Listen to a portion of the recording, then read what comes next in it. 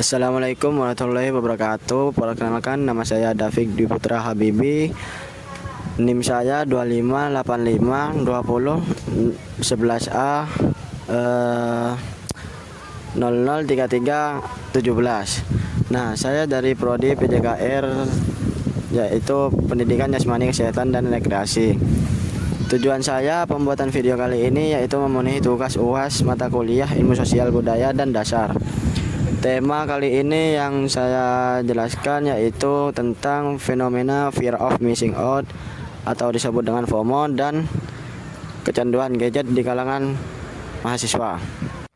Saat ini saya berada di kafe Toko Kopi 26 untuk melakukan observasi terkait fenomena fear of missing out atau FOMO serta kecanduan media sosial di kalangan mahasiswa. Saya memilih kafe tersebut merupakan salah satu lokasi berkumpul mahasiswa saat jam istirahat, sehingga saya dapat melihat bagaimana penggunaan media sosial dalam aktivitas sehari-hari.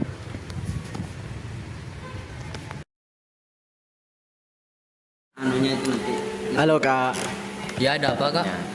Di sini atas nama David Dwi Putra Habibi dari kampus Universitas PGRI Sumeneb. Di sini saya dapat tugas UAS dengan mata kuliah Ilmu Sosial Budaya dan Dasar. Nah, apakah saya boleh meminta waktunya sebentar untuk mewawancari secara singkat? Boleh? Oke, makasih Kak. Boleh diperkenalkan nama sama program studinya? Nama saya Rama dari program studi manajemen. Dalam sehari-hari kira-kira berapa media sosial yang Kakak lihat sekarang? Kira-kira ada tiga media sosial. Apa saja Kak? Yang paling utama adalah TikTok, Instagram, sama WhatsApp. Media apa saja yang sering Kakak gunakan sekarang? Kalau media yang paling sering saya gunakan adalah TikTok.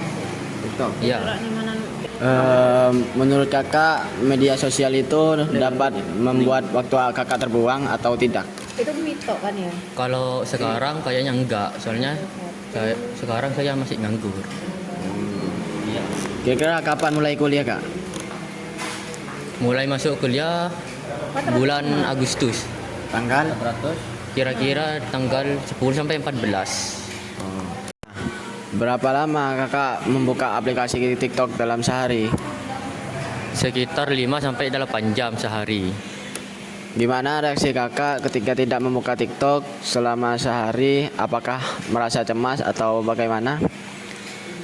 Iya, saya merasa cemas karena saya takut ketinggalan tren yang ada di TikTok. Oke Kak, terima kasih ya untuk wawancara hari ini. Ya, Sampai jumpa di lain waktu. Ya.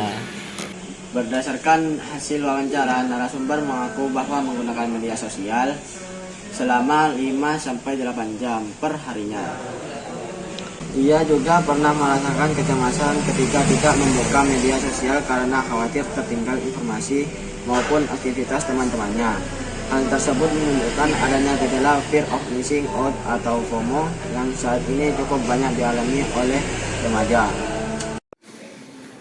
Menurut Leon Festinger, melalui social comparison theory, manusia memiliki kecenderungan membandingkan dirinya dengan orang lain untuk menilai kemampuan maupun pencapaiannya.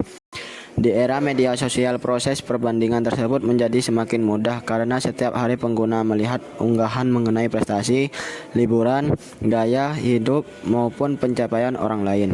Akibatnya, sebagian mahasiswa merasa kehidupan kurang menarik dibandingkan orang lain, sehingga muncul perasaan cemas, rendah diri, hingga FOMO. Apabila fenomena ini terus dibiarkan, mahasiswa dapat mengalami penurunan konsentrasi belajar, gangguan tidur, berkurangnya interaksi sosial secara langsung, bahkan stres akibat terus dibandingkan diri dengan orang lain. Oleh karena itu, diperlukan upaya untuk mengelola penggunaan media sosial secara bijak.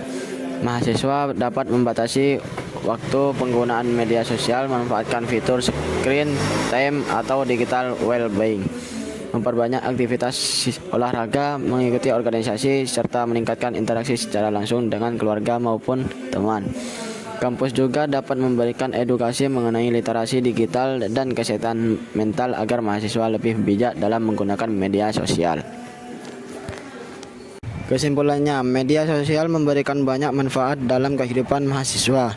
Tetapi, penggunaan yang berlebihan dapat memicu FOMO dan kecanduan media sosial yang berdampak pada kesehatan bagi tubuh ataupun fisik.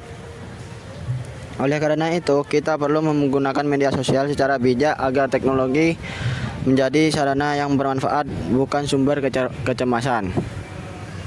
Terima kasih video yang saya sampaikan kali ini. Kurang lebihnya mohon maaf apabila ada kesalahan atau keliruan, mohon dimaafkan. Sekian, terima kasih.